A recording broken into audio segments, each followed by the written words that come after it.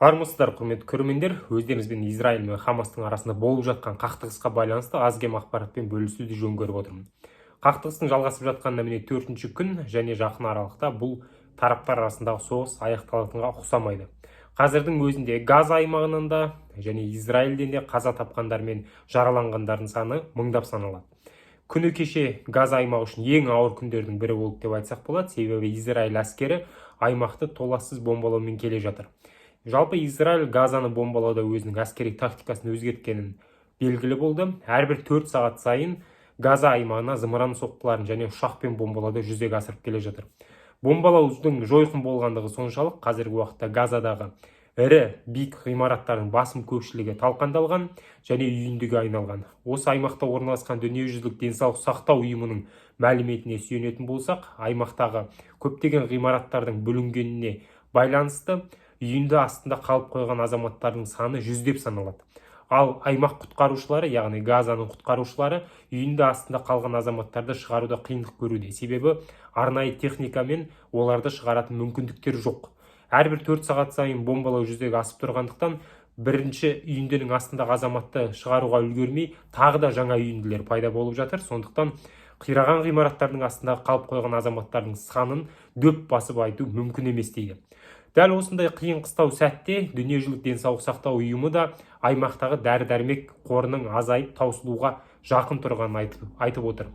Жалпы Газа аймағында дүниежүзілік денсаулық сақтау ұйымына тиесілі 13 нысан бар екен, объект. Міне осы 13 нысандағы дәрі-дәрмек қоры да таусылуға жақындаған. Бұл өте қиын және алдағы таңда Газа халқы үшін өте бір жағымсыз ақпарат деп айтсақ болады. Себебі аймақ толыққанды қазіргі таңда блокадада тұр. Яғни аймаққа дәрі-дәрмек кіргізу, азық-түлік кіргізу, жарық беру, су қорын кіргізу мүмкін болмай қалды. Осы уақытқа дейін жалпы Газаға азық-түлік, дәрі-дәрмек, жарық Израиль және Египет тарапынан кіріп тұрған.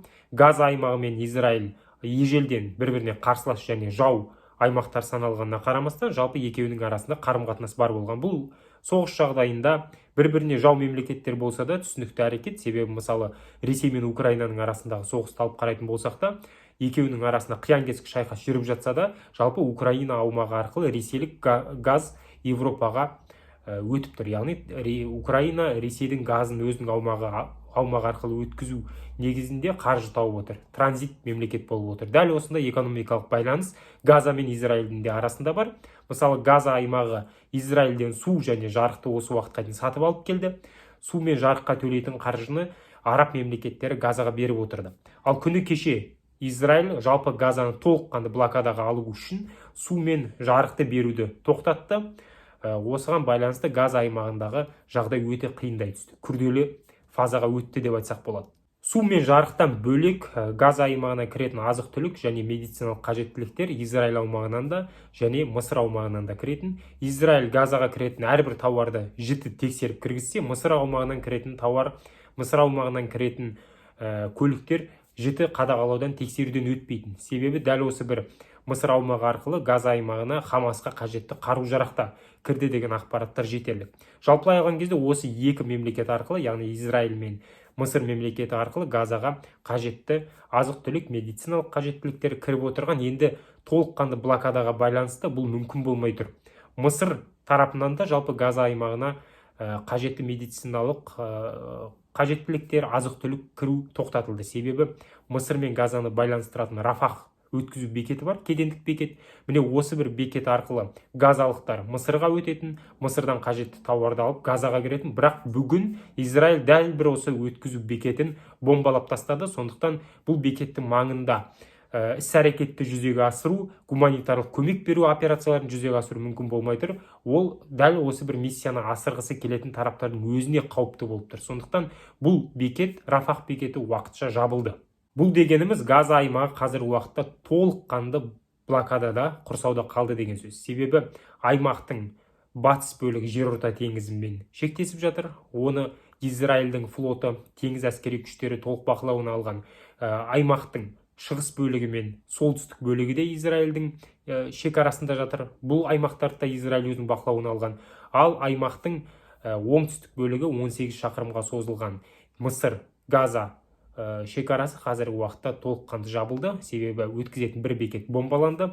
Ал жалпылай алған кезде бұл аймақты толыққанды құрсауға алу үшін Израиль құрлық операциясын жүзеге асырып, осы Мысыр мен Газаның арасындағы 18 шақырымдық жаңағы ұзынға 18 шақырымдық аймақты өзінің бақылауына алуға тырысады дегенде болжамдар бар. Егер де бұл операция жүзеге асырылатын болса, ендеше Газа аймағы 100% Израильдің құрсауында қалады деген сөз. Жалпылай алған кезде Израиль мен Хамастың арасында қандай да бір келісім жүзеге асама деген болжамдар айтылды. Дегенмен Израильдік тарап қазіргі уақытта Хамаспен ешқандай да келісімге келмейтінін мәлімдеді. Күні кеше ғана Израильдің премьер-министрі Биньямин Нетаньяху халыққа үндеу жариялап, жалпылай алған кезде қазіргі жүзеге асырылып жатқан операция ол бірінші фаза екен. Яғни әуеден соққы беріп жатқан әрекеттердің барлығы ол операцияның бастамасы екенін. Ендігі таңда операцияның жалғасы ол құрлық әскери күштерінің көмегімен жүздеген бронды техникалар, жүздеген танктерді қолдана отырып Газа аймағына кіру, яғни құрлық әскери күштерінің негізінде Газаға кіріп Хамасты толыққанды жою операциясы жүзеге асатынын жариялады. Газадағы әрбір нысан, Хамасқа тиесілі әрбір объектіні жоятынын мәлімдеді. Бір сөзбен айтқан кезде Газаны үйіндіге айналдырамыз, ал Хамасты біз Даиш террорлық ұйымының негізінде көреміз. Сондықтан дәл Даиш жасаған сияқты азғындықты Хамас ұйымы да жасап отыр, біз оны толыққанды жоямыз деп тікелей эфирде мәлімдеген болатын. Бір сөзбен айтқан кезде Газа аймағын бомбалау бұл әскери операцияның алғашқы фазалары, ендігі фаза сол құрлық әскери операциясын жүзеге асыру. Дей тұра, жалпылай алған кезде Газа секторындағы Хамас әскери ұйымы да жалпы Израильдің құрлық әскери операциясын жүзеге асырылуын күткен сияқты. Көптеген әскери сарапшылар да осы бір болжамды айтуда. Себебі Газа аймағы әлемдегі халық ең көп орналасқан аймақтың бірі.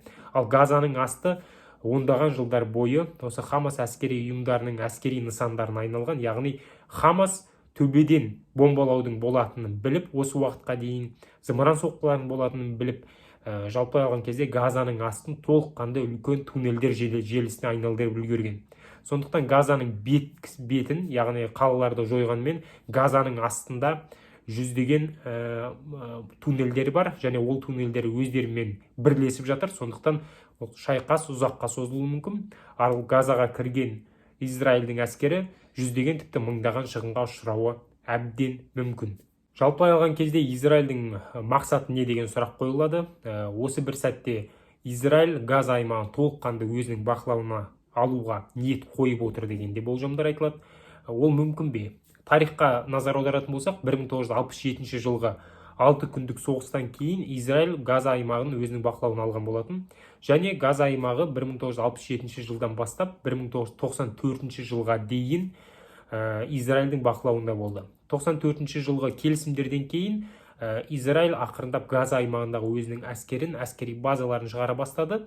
Ал 2005 жыл толыққанды Газадан Израиль шығып кеткен болатын. Бұл жалпы Палестина, Мысыр, батыс мемлекеттері, Израиль арасындағы келісімдерге байланысты жүзеге асқан болатын. Яғни Газа аймағы 30 жылдан астам уақыт бойы Израильдің бақылауында болған тарихи мысал бар. Міне дәл бір осы кезеңге ұқсас сценарийді Израиль билігі Газаны басып алу арқылы, Хамас әскери ұйымын жою арқылы жүзеге асыруы әбден мүмкін деген болжамдар айтылып отыр. Сондықтан да қазіргі уақытта құрлық әскери операциясын жүзеге асырудың негізгі мақсаты осы Газа аймағындағы Хамасты жойып, Газаны толыққанды Израильдің бақылауына алу мақсаты қойылуы мүмкін. Алдағы уақытта Газа аймағында Израильдің құрлық әскери операциясы басталады, және оның барысы Хамастың Израильге жауабы қандай болып жатқанын осы бір арнада біз өздеріңізбен ақпаратты қысқа нұсқа жариялайтын боламыз.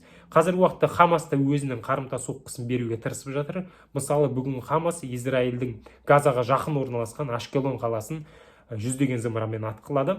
Және атқылаған зымырандардың бірнешеуі Ашкелон қаласындағы үйлерге, ғимараттарға тиген ақпараттар жариялануда. Себебі Израильдің мақтаулы темір күмбез әуе қорғаныс жүйесі қазіргі уақытта бір мезетте атылған жүздеген зымыранды қағып тастауда қиындық көруде. Себебі темір күмбезге қажетті зымырандардың өздері таусыла бастаған. Сондықтан Израиль қазіргі уақытта ПВО-ларға қажетті, яғни әуе қорғаныс жүйелеріне қажетті зымырандарды батыстан сұратып отыр.